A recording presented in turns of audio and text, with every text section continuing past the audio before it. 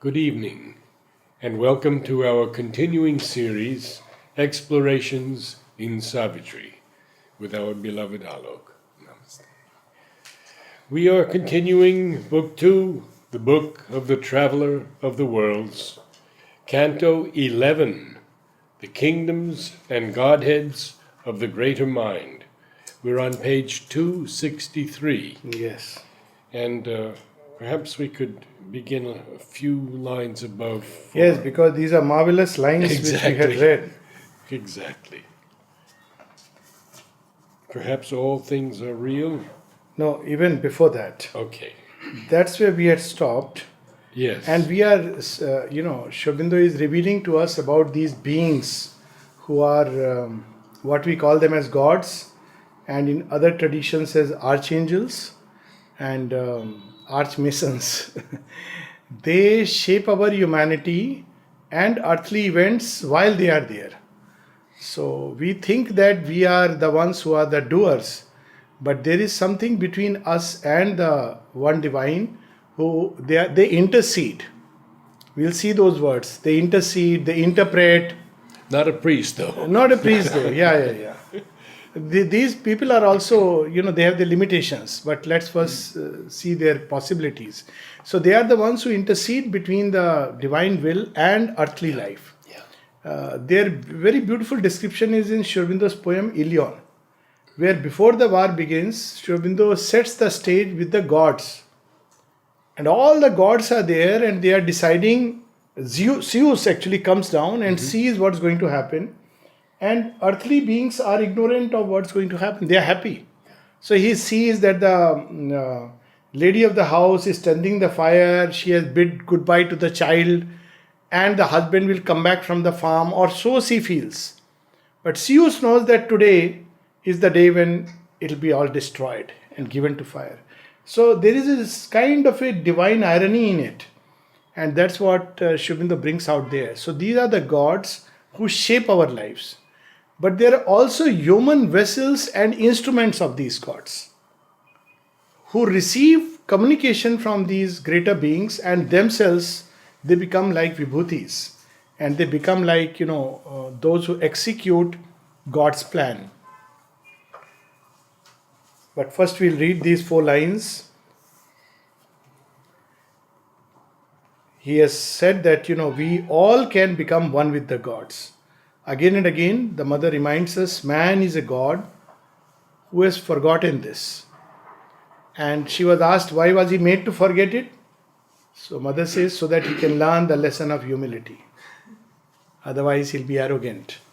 So he had to forget this. He had to be beaten and put on the ground when he really discovered that, I'm nothing. And then the door opens and he's ready for that something which is much greater than his scope. Except to be nothing and none. Yes. Dissolve time's work. That thou mayest be all. Yes. So this is why we have forgotten.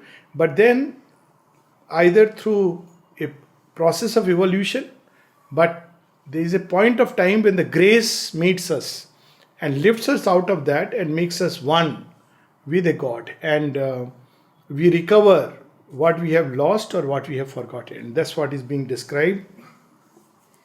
It recovers its renounced imperial right. And I love this line, renounced. Yes. And it reminds me of the story of Esau and Jacob, where some of us may be aware of this. And mother says a simple story with very profound implication. And the story goes that one of them comes back and he's very hungry. So he says, I want my pot of porridge, I want my porridge. And then he goes on to say, well, if you give me this porridge, I'll renounce my birthright. It's an expression that he's so hungry. But mother says this story looks so simple, but aren't we all doing the same? For the pot of porridge or the pound of flesh, we renounce our birthright. And what is this birthright? The birthright is to be free, to be happy, to be divine. And that's what is being, indicated here. It recovers its renounced imperial right. It wears once more a purple robe of thought, a kingly thought. No more the dull drab thought of earthly life. And knows itself the ideal's seer and king. communicant and prophet of the unborn. So once again, man discovers his true nature, and then he becomes a god among gods. And he's an heir to delight. Yes, and that was the marvelous line. Yes. Heir to delight and immortality. Anandasya putra, amritasya putra. But I think what is important is that we have to get rid of the false identities. As long as I am my father's son, as long as I am my surname, as long as I am my nationality, as long as I am a religious so-and-so, I cannot recover this. Because I am tied to my surname, to my card, which is identity, which is printed on my card and not on my heart. My business and profession. Yes. So to recover this identity, we have to keep that away. Well, that's how it is. I remember jokingly, someone had once in one of the conferences asked me, can I have your card? So I said, if you have a paper and pen, I'll write. So I wrote it. So he felt that, for some reason that either I am too poor or something that I don't have a card. He said, I'll gift you, can I make some, 100 cards and gift it to you? I said, please don't do that. I am trying my best to forget and you will keep reminding me. So we have to forget this to recover that. And now we continue further. Yes. All things are real that here are only dreams. So if you talk about the ideal, then, even about Mother and Shobinder's work, supramental. Where do I see it? Well, when Mother was asked this question, Mother said only like knows like. And she gave a very good example. He says, a stag has passed in the forest, and then villagers are asked, what has passed? And they don't know because they have never known a stag. And we had a similar story like that in our village, that an elephant passes and people are discussing that what has passed. And they never have seen an elephant, they don't know an elephant.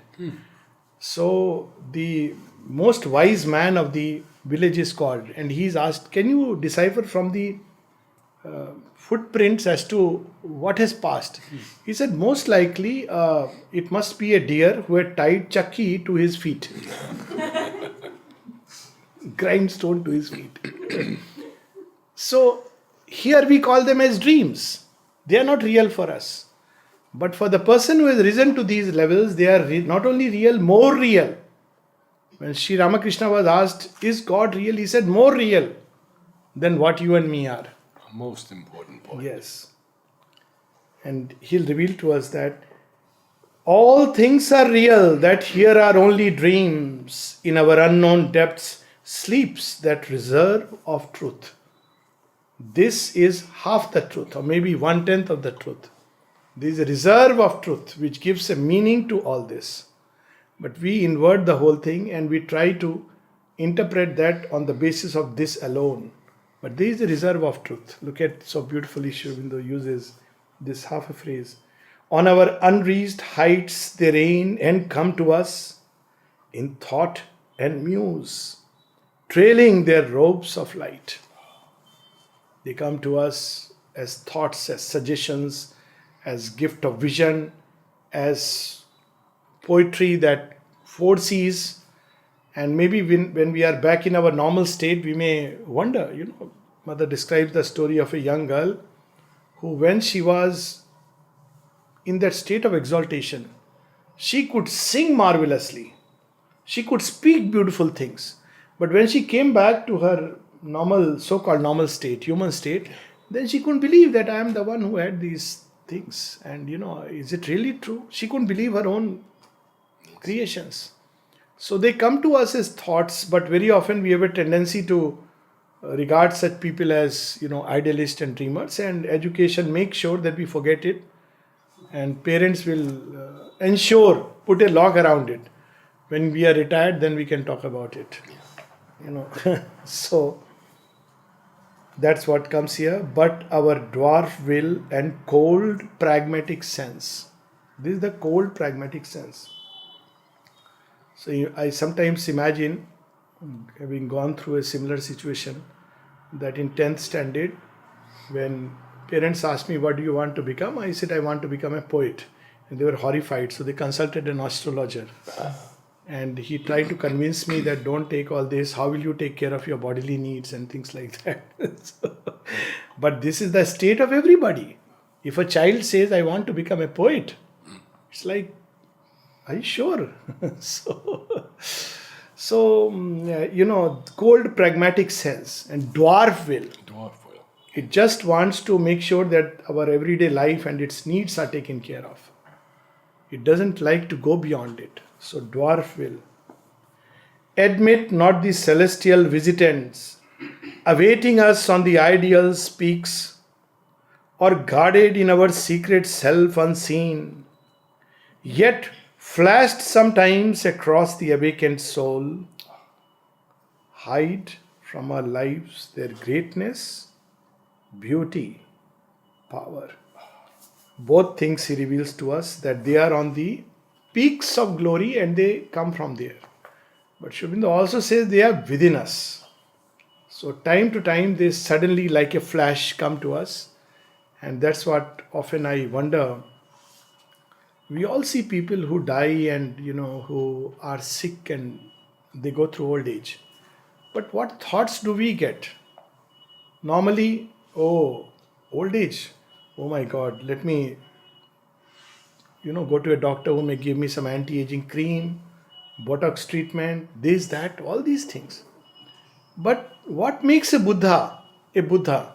He looks at old age and he says, this is the future of humanity. He looks at somebody else's illness and starts looking for a radical remedy.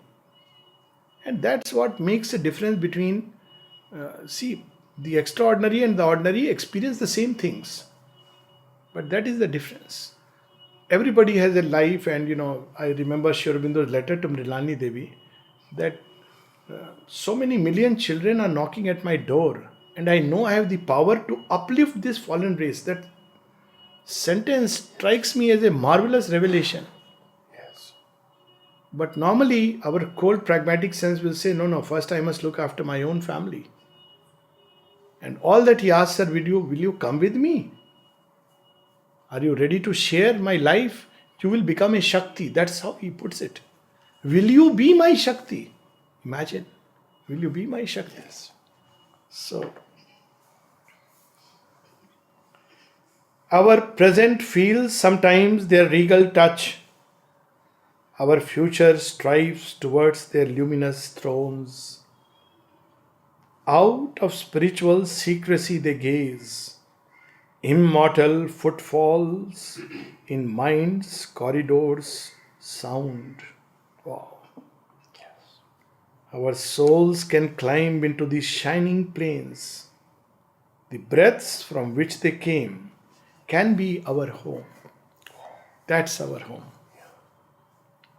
And as long as we have the sense of this little thing as our place, then we cannot really belong to that which is our true home.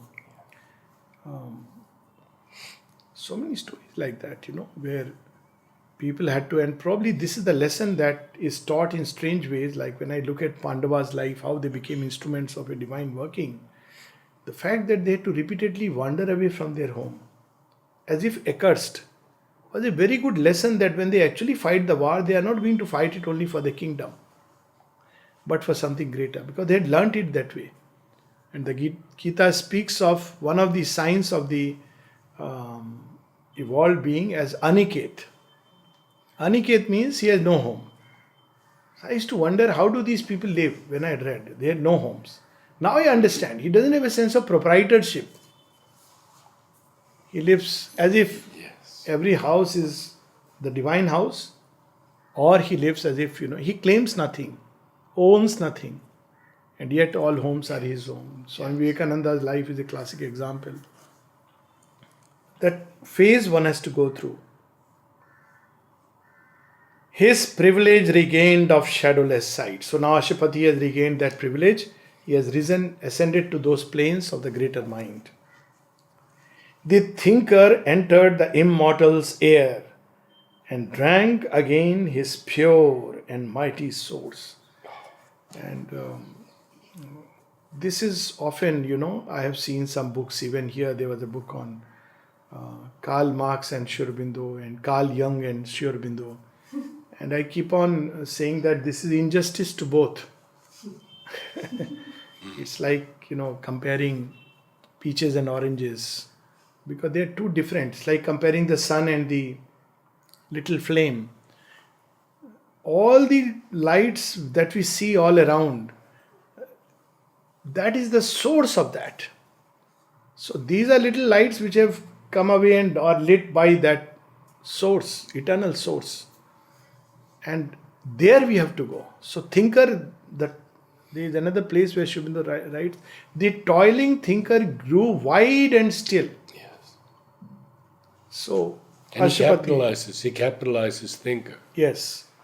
So it drinks from its pure and mighty source, immutable in rhythmic calm and joy.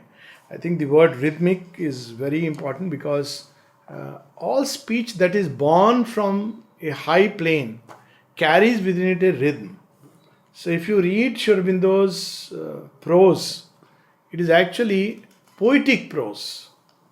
Correct. If you read, and one of the signs that one is reading correctly, often people ask, life divine and synthesis. So normal standard recommendation is break it into parts.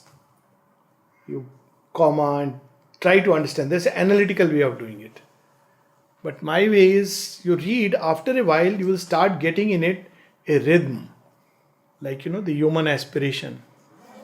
And if you, the earliest dawns of mankind, if you read through that whole sentence of 5-6 parts, you'll really feel it's not just prose, it's poetry of another kind. Because that higher truth comes as a rhythm. It's not perchance that Upanishads, the Gita, the Vedas, Kabir's Vani, Guru Bani, they are all poetic. Yes. It's not that they had a fascination for poetry, but because poetry can bring that rhythm also. So it's rhythmic thought. And Sri Aurobindo speaks so clearly about it in his letters on poetry. Yes. That everything is rhythm. Yes. And the first rule of poetry is rhythm. Yes. Yes. And here it breaks down. So he speaks of that. Immutable in rhythmic calm and joy. Another thing about this thought that comes from the higher plane is that it brings with it a certitude which carries with it peace and joy. Invariably. And joy is a very important sign. So people often ask that, we don't know whether we are understanding Savitri or not, but we get a joy in reading it. So you have already gone beyond the stage of understanding. Yes. If you are experiencing joy and peace, that's wonderful. He saw sovereignly free in limitless light the unfallen planes, the thought created worlds. So unfallen, they have not felt the touch of tears in mortal things. And why they are unfallen? Because their substance obeys the thought. Here, it is at the mercy of substance. Thought is at the mercy of matter. That's why when we are in a fatigued state, then it's very difficult to think with clarity unless we have learned to dissociate the mind from the body. Otherwise, when people have high fever or when they are physically, the nervous system will not allow. There is something called as brain fatigue, and that's why one of the signs how Sri Aurobindo used this instrument. For hours he could write or speak. Now, this itself is a sign that the instrument was so beautifully prepared that lines after lines could flow through the brain, through the hand, or through the mouth so beautifully. But ordinarily, thought is at the mercy of material substance here, but not there. So he describes that where knowledge is the leader of the act and matter is of thinking substance made. Yes. So what you think, matter changes itself according to that. And he says knowledge is the leader of the act. Here we act and then we learn and know. Probably after many actions, and hopefully many times we never learn. But there knowledge comes and then the action follows. Nirod speaks about 600 lines at one time Yes. in Savitri. 600 lines. And that's why, if nothing else, this itself is only the divine can speak like that. Yes. Even the Gita, which is in a flow of so many, of course, interrupted with Arjuna's Vacha, Shubindu says it was in a supernormal consciousness that Sri Krishna spoke the Gita, which he lost later on. And when he was asked, then he exhorts Arjuna, you have forgotten all this? So when he once again speaks the Gita and those truths, it's a very different flow altogether. And here is Sri Aurobindo, just lines after lines, page after page to the dim children of earth were given. Feeling a heaven bird poised on dreaming wings, answers truth's call as to a parent's voice. So there is not only truth imagination and truth thinking, but also truth feeling. So the feeling itself is true. And he describes that in the Life Divine when he speaks of the triple transformation, that it's not just about thought. Even at the level of feeling, truth begins to operate. And it gives you the right feeling at the right time. And this has nothing to do with our mental frameworks. So it's amazing, how it works and operates. Form luminous leaps from the all-shaping beam, and will is a conscious chariot of the gods. So wherever the will directs itself, there the forces rush to create. So these are the greater worlds of greater mind. And life, a splendid stream of musing force, carries the voices of the mystic suns. No more a life which is struggling, which is full of error and grief, or swings between joy and sorrow. A thought that is a shadowless light, and a life which carries within itself a joy and splendor of the suns which are hidden to us. It's a luminous life. A happiness it brings of whispered truth.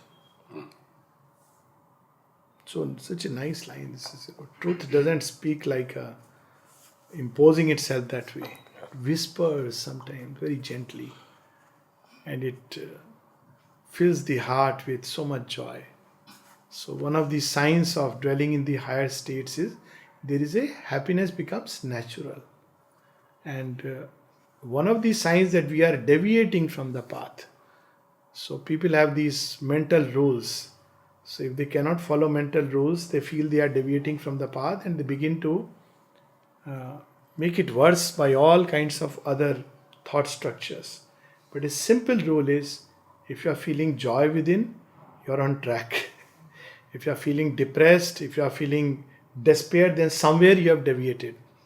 Whatever be your outer condition, something is amiss, because the touch of the divine always fills the heart with joy. Invariably, it's such a good indicator. One can almost see that there is a set of actions which takes me away from this joy, makes me restless, makes me sad, and there are other kinds of things which make me happy, naturally happy. It's a simple indicator. And Mother speaks about depression being one of the worst problems of yoga. So we could say that happiness is true happiness, very subtle happiness, is the GPS. So, you're on track. And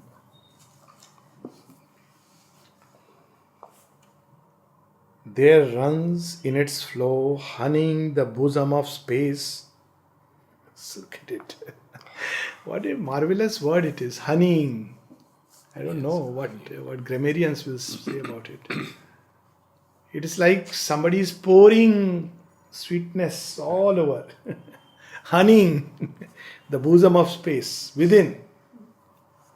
Sri Aurobindo often takes a noun and makes a verb of it. Yeah. Often. There runs in its flow, honeying the bosom of space, a laughter from the immortal heart of bliss. So there is a sweetness, there is a joy, and all this is there in those worlds. They are perpetually happy, and that can be our share. The beauty is that it's not that they are the gods. And what do we ask when we go to Ganpati? Give me my pocket full. He says, okay, you have your pocket full, but you have not asked for joy in the heart. That's my share. But if you ask for joy in the heart, then nothing else you'll need. Yes. So beautiful this is. And the unfathomed joy of timelessness, the sound of wisdom's murmur in the unknown, and the breath of an unseen infinity. In gleaming clarities of amethyst air, the chainless and omnipotent spirit of mind brooded on the blue lotus of the idea. So this is the higher worlds where the gods, the great gods, they are brooding on the idea. And Mother has used the word blue lotus. It's the original. And it has a reference to Sri Aurobindo, very interestingly. Anyone remembers the Centenary year. centenary year? When Sri Aurobindo's centenary, she was asked to choose a flower for the centenary, and she chose the blue lotus. She said specifically for this year of Sri Aurobindo's centenary, we choose the blue lotus. And blue lotus has great significance even in Buddhist literature and mystic literature. I'm not sure where this blue lotus is found. They have found it now. Seemingly, probably some Egypt or something. They have I don't found know. it, yes. Not lily, lotus. Not A blue that. lotus, yes. If they found, that means that true idea is expressing. Because till last I had read when I was making this compilation on remembrance of Sri Aurobindo, for which I had chosen the blue lotus for the cover. So I had made a lot of search for it, and it remained a mystic truth. Yes. So blue lotus, the original lotus. A gold supernal sun of timeless truth poured down the mystery of the eternal ray. So they are basking in the supramental light. It's not yet the supermind, but the rays that come down, it's pouring and pouring upon these vessels of that truth, these great gods, and human beings can arrive there. Through a silence quivering with the word of light, on an endless ocean of discovery. It's the word of light which comes when the mind is quiet. It cannot come when there is agitation. It cannot come when, we are trying to, in a scholarly way, trying to mix and match, pick up something here, something there, and try to. When the mind is quiet, it flows. And Sri Aurobindo is saying endless. This knowledge that pours has no limit. That's why sometimes I feel that the word Vedanta can sometimes be misunderstood. Because knowledge, there is no end to discovery. In evening talk, Sri Aurobindo was asked. He said there is always something to know. Because knowledge is endless. The moment we say that we have known, that means we have not known. And that fills the heart with wonder and youthfulness. But he says that he could have written 100 life divines and still we wouldn't get it. Even for the smallest of things, because it's endless.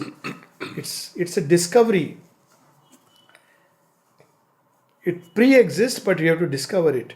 Far off, he saw the joining hemispheres. So from that kingdom of the greater mind, he's seeing far above the pararth and the upper earth, supramental and beyond, and the lower triplicity. They are being joined. So still at that, the plane of the seers. Far off, he saw the joining hemispheres. On meditation's mounting edge of trance, great stairs of thought climbed up to unborn heights, where time's last ridges touch eternity's skies, and nature speaks to the spirit's absolute. It's a supernature which one finds there. This mounting on, this thing about trance, Sri Aurobindo clarifies, there is not one trance as we understand.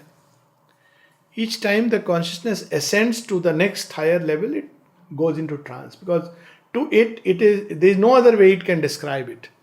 But when we become accustomed to living in that, then it will climb still further and there will be a trance. So trance is not just one, it's a generic word if you like, but there are many successive trances through which the soul can move, till a time comes when there is no more trance, because even in the supramental one is awake. And that was one of the things that Mother asked Sri Aurobindo. She said, by the way, what is this trance that we hear so much about in India? Have you experienced it? No, she said, I have never experienced it. She was conscious fully, even in the supramental. And Sri Aurobindo said, nor have I. Because even in his waking state, looking at things, he was aware of the supramental consciousness. And Mother goes on to say, even when my eyes are closed, when she seemed to be withdrawn in trance, very often we'll see these words the disciples use. And then when she comes out, she says to Champaklalji, it's there in Champaklal Speaks. She says, you think I'm not aware? I'm fully aware even of the clock ticking. And yet she is in that state of trance where she is withdrawn into worlds beyond. So there are mediating states. And another interesting thing is great states of thought. It's a whole process of meditation which the Mother describes in volume 2, Words of Long Ago. Those who want to see it, it's very beautiful. She gives a talk on thought. And then she starts with, thoughts which are of the mundane kind, thoughts which are of the next level, thoughts which express our desires, feelings, and then she goes on. And then she speaks of meditation. And she speaks of a king. She says, I am giving a hint. She speaks of a king when he went from one level of thought to another, to another, to another, till finally he reached that point where it was all the highest thought. And even Sri Aurobindo speaks about it. The Vedas speak about the 9-headed thought and the 10-headed thought and the 7-fold thought. So one can use thought to climb. And the greatest thought or the highest thought that one can ever conceive is, as Sri Aurobindo said, that the divine is in all is in the divine, and all is the divine. So thought can be used as a stair to climb up. It's such a great power given to us, and we don't tap it. It's there within us. Today I was asking the children that, how you can create reality. So, 14-year-old, and they are thinking of this, that. I said, it's a power within us, all of us. And then suddenly one of the child says, by imagination. I say, exactly. The brain does not differentiate between imagination and what you call as physical reality. It doesn't. That's the beauty of it. You can create reality. It was like an aha moment. I said, but you have to learn to use it. It's there given to us.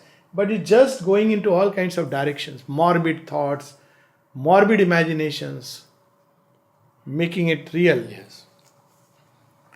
Maybe we can read a few more lines just to start, and then we can get back on Sunday. There is a break here, and now Sri Aurobindo, after giving us an overview, taking us step by step, because he has spoken of stairs of thought. So this stair of thought he is going to reveal to us, but step by step. And there are the 3 main stairs, after which we run into the overmind, and then the supramental. A triple realm of ordered thought came first.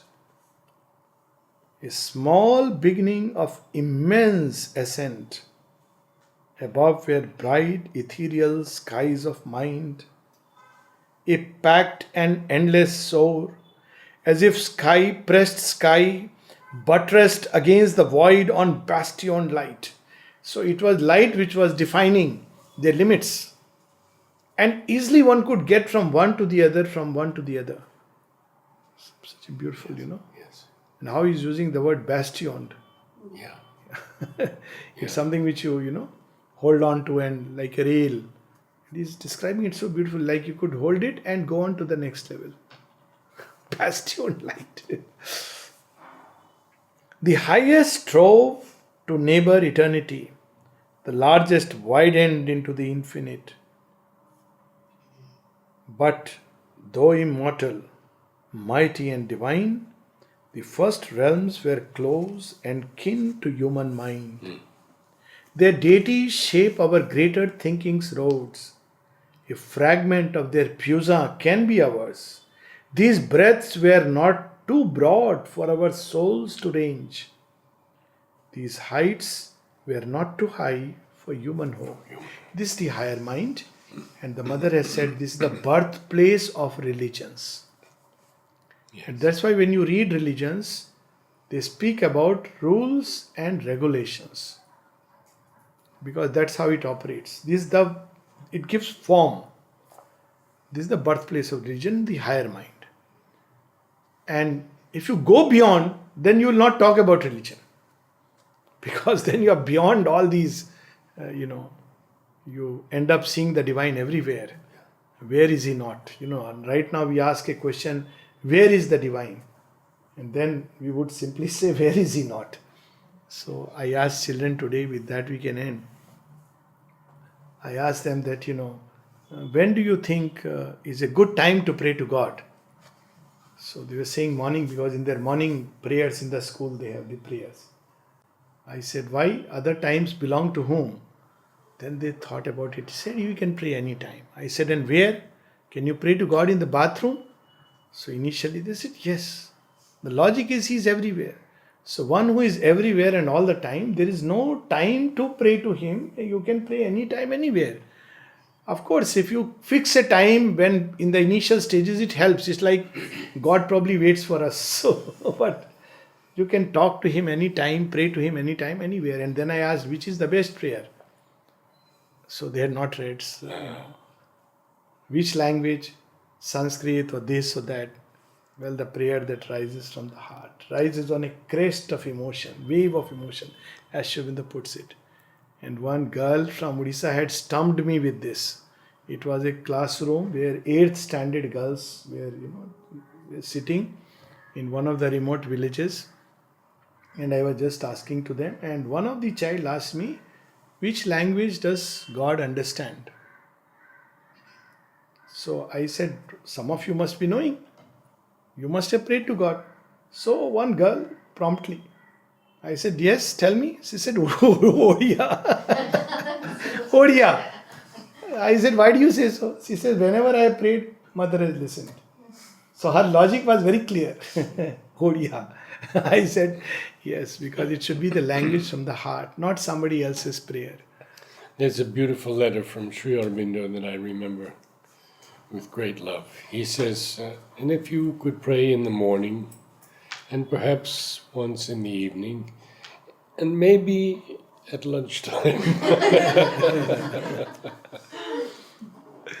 He puts it so gently to us.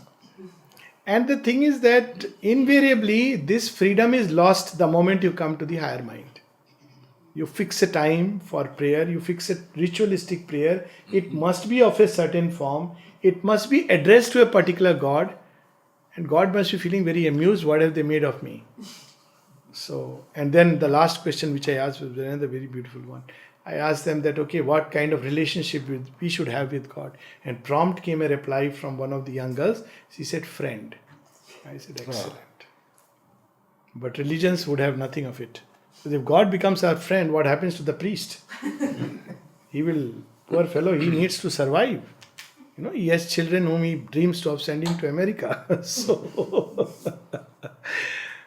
So just one line, we'll stop with that.